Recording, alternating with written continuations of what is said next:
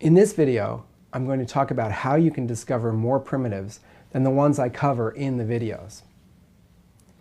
In the beginning student language, there's far too many primitives for you to learn them all, and far too many for us to cover them in the videos. So you need to be able to discover primitives on your own. And in other programming languages, there'll be even more primitives that you need to be able to discover on your own. So what I want to talk about is two general techniques you can use for discovering primitives.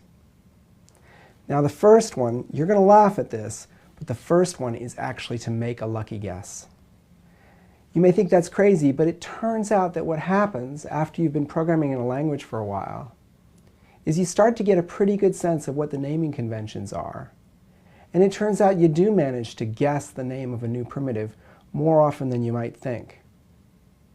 Let me show you how that works. Imagine now we go back to where we were in the strings and images video. I know there's circle, rectangle, and text. I might say, well, gee, I wonder if there's something called triangle, and I could just try it. And I guess triangle must have some kind of size. I'll just put in a number, and it probably has something like a fill and a color. So let's just say solid, and we'll say purple. Again, I'm just trying this to see if it works. And sure enough, it does seem to work. At this point, I might wonder, well, what exactly is that number 40? And then I could go up here to triangle, click on it, and on my Mac, I'm going to control click. On Windows, you would right click. I say search in help desk for triangle. And this is going to bring up the Dr. Racket documentation for triangle. And I want the one from to_HTTP image. So I'm always going to select the one from to_HTTP image. And it says that the first number is the side length. So I know that 40 is this side length right along there. That's the 40. So you can guess, and often you can guess right. That's the first technique for discovering new primitives, is to make a good guess.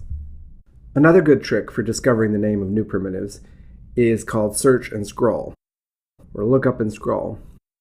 Imagine that what I'm doing is I'm writing some expressions that in my racket, like this one, divide 3 by 4. Now if I run that, of course, I get 0.75. But maybe what I'd really like to do is round that to the nearest whole number, like 1 in this case. There must be a function in racket to help me do that. So here's how the trick works. I find a place in the code where there's a related function, in this case divide. Divide's kind of like round, it operates on numbers. And I control click on top of divide, or on Windows, I right click. And then I pick the menu item search in help desk for slash.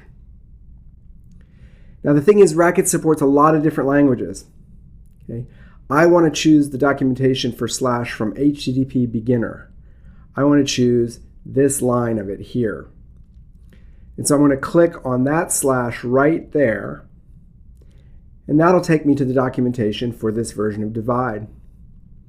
And here I am, and goodness gracious, there's a whole bunch of functions here that look like they operate on numbers. Divide, less than, greater than. And what I'm going to do is I'm going to scroll through these, and I'm going to try not to pay too much attention to the list, because there's a lot of these functions. So I'm just kind of scrolling my way through this list. I need to not get lost in all these functions, or else my head is going to explode. But I'm scrolling. And eventually, after just a whole lot of scrolling, in this case there are lots of functions that operate on numbers, I will come to a function that is the one I need in this case, and here it is, round. And round does what I want to do. It rounds a real number to an integer. So now I've got what I need. I go back to racket. I put round around the previous expression, ha ha ha. I run that, and I get 1, which is what I was looking for. So the trick here is to look up the documentation for a related function and then scroll around looking for the thing you want without getting lost in all the very many functions that racket provides.